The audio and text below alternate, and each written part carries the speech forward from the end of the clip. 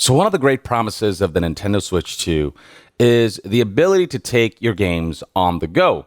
And that especially concerns Nintendo Switch 1 games because the Switch 2 is backwards compatible that have been upgraded to take advantage of the Nintendo Switch 2's hardware, or brand new games that, previously weren't able to be ported over to the Switch 1 or be made for the Switch 1 that can be made on the Nintendo Switch 2 because of its added power and processing prowess.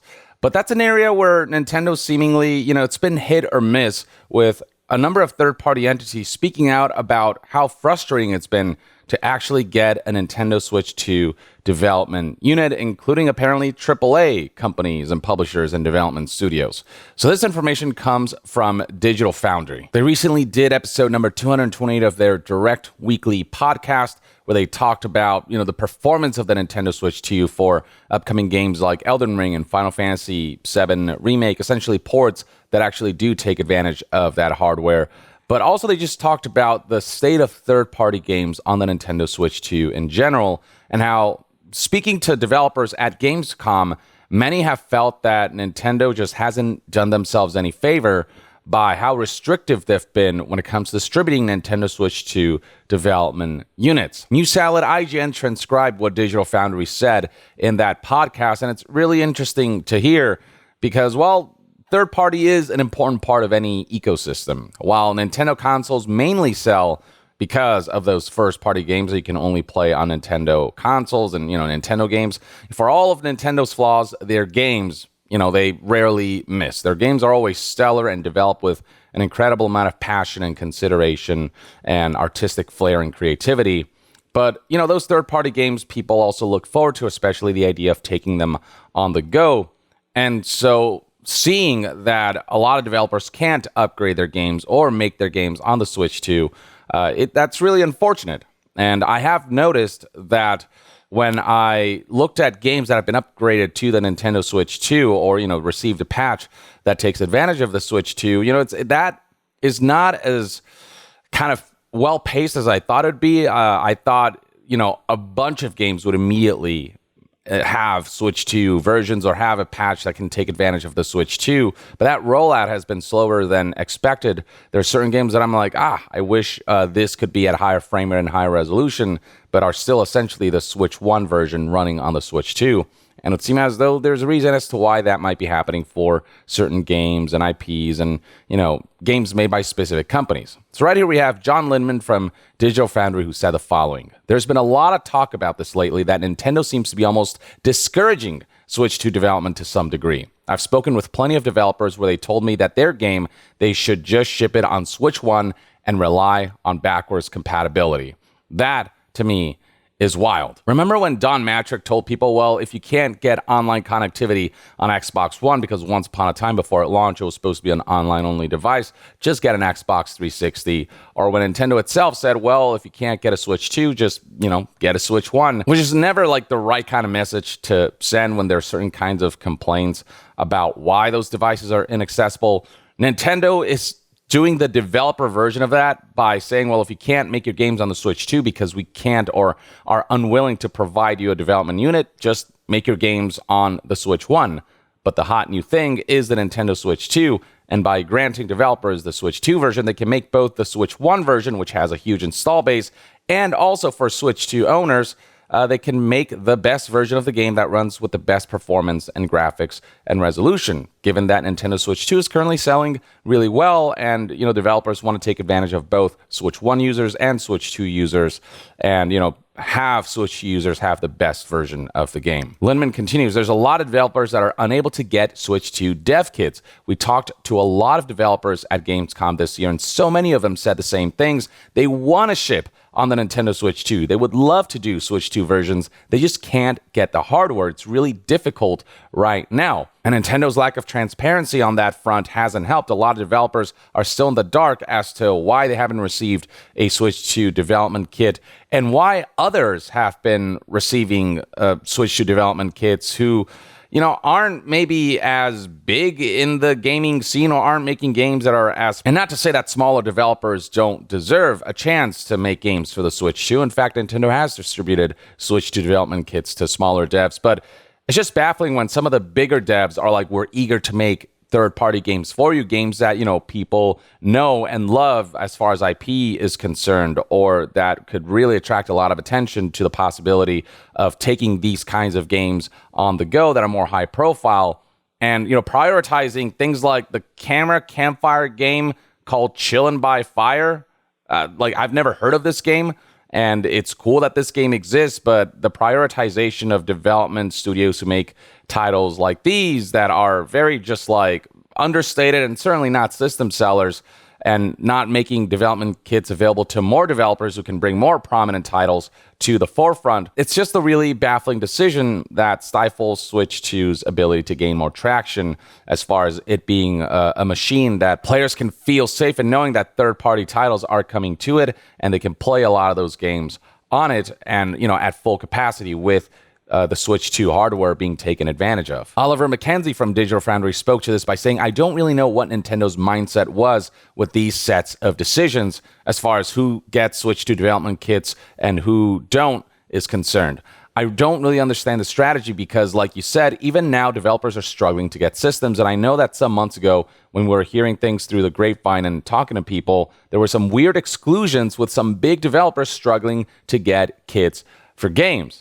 And I don't know, maybe back then one could have argued that it was probably because Nintendo was afraid of leaks and whatever, even though the Switch 2 had already leaked. It was like one of the most leaked Nintendo systems. It might very well have been the most leaked Nintendo system, new Nintendo system of all time. But, I get why they were a little picky about stuff like that back then, but now the console's out, right? And to hear that developers are still struggling to get Nintendo Switch 2 development kits when the console's out, we know everything about it, and I mean, it's taken off and selling really well, and now's the time to really drive that momentum forward.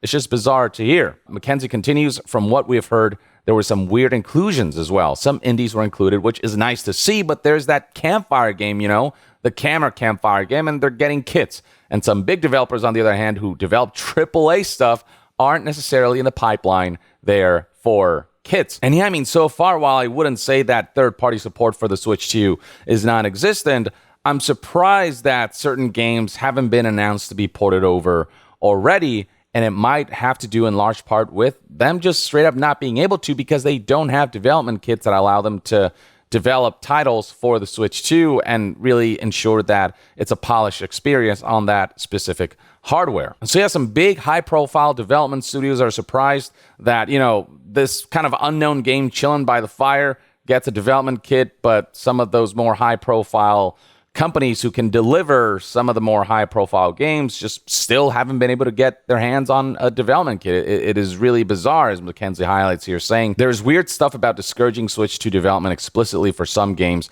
A limited subset of games, like if you're doing a pixel art game at 240p, you probably don't need a Switch 2 kit.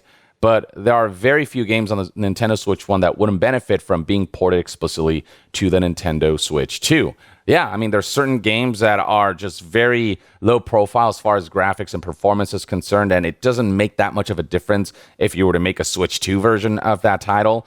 But there are plenty of games that could greatly benefit from that high resolution and that higher performance. And one of the promises of the Switch 2 is that it's backwards compatible, and you can take old games and kind of breathe new life to them through that enhancement that takes advantage of Switch 2 hardware. But that just hasn't been the case. It's been very specific games that have gotten those kinds of upgrades. And even then, those upgrade paths, some of them offer them for free, others charge for that stuff. And it just hasn't been as prominent of a feature as I would have liked, given that that was a major appeal of the Switch 2. While it's still kind of working on its library of games, with the games slowly rolling out from first-party and third-party alike, I was expecting at least it to be the ideal device to replace your Switch 1 because you get a better experience on the Switch 2. And look, there's certain games that already have sort of unlocked frame rate and are already seeing improved performance on the Nintendo Switch 2 when you run them on the Switch 2, even without any updates. But the resolutions are still the same, and there's still room for enhancements and very kind of intentional, specific porting over and just very specific kind of upgrading that you can do that would make those experiences ideal. But it's just been a really slow rollout on that front. Mackenzie continues, the thing that's really stuck to me too is at this point, we've seen very few proper Switch 2 editions post-launch. Yeah, that's what I mean. It's kind of bizarre that, the existence of Switch 2 editions of old games is it's been a lot more minimal than expected. I don't think we've seen any, hardly at all, really, from third-party developers in particular. I think Square Enix is working on some like Switch 2 edition stuff, and I've seen one or two, but very few overall as far as like old titles being brought into Switch 2 and kind of being fully taken advantage of as far as the hardware prowess is concerned. Obviously, we saw No Man's Sky, I think one or two other games in the mix there, but really, it's been a very slow trickle of titles earning that Switch 2 edition badge. I really want to see more movement on that front. I hope it's a temporary thing. I hope that in a year or two, we're looking back and we're like, that was a really weird decision, but it was fixed in time. I hope that's what we're looking at. And I hope so too, because right now, Switch 2 is on too good of a roll for Nintendo to botch this aspect, given that it's such a huge draw for the Nintendo Switch 2 as a sequel console that is backwards compatible, that has a lot of great compatibility between, the previous console and the current console. To see that part kind of just kind of peter out instead of it being something that has a lot of momentum and gets the hype of the Switch 2 going even more than it already is. It's just a really bizarre decision. It just feels like a neglected feature that when it's a marquee feature that should be given a lot of attention. And not to mention, just in general, if you have developers shipping their high-profile games to your console, it's just good for your console. And so why Nintendo is so limiting on that front, especially when like they've been able to meet demand for users, for players, for customers. I feel like they can meet demands for developers. It's just Nintendo's being very stingy about and very picky about exactly who gets development kits when you should be giving those out like candy to developers because they're all eager and really thrilled and excited to work and develop games for the Nintendo Switch 2. And you should be fueling that like fire. It's just a really strange strategy. And I really would love to know what Nintendo's thought process behind this is, because there's no upside to what's going on here. Why not pull all stops on this thing so that the Switch 2 can thrive both on the first-party front and the third-party front, and it can get just a really great cadence of releases from all fronts. But at the very least, that's one man's take, and it's just a bizarre situation, and third-party devs are speaking out and are a little frustrated that Nintendo isn't leveraging the success of the Switch 2, and that developers who want to make games for the Switch 2 aren't able to. And so it's an interesting situation to see unfold that hopefully will rectify itself. But that's my take. Share your thoughts in the comments below. And to be further updated on all things gaming news, reviews, and discussions, stay tuned right here on Young Yeah. I'll see you guys next time. Young out.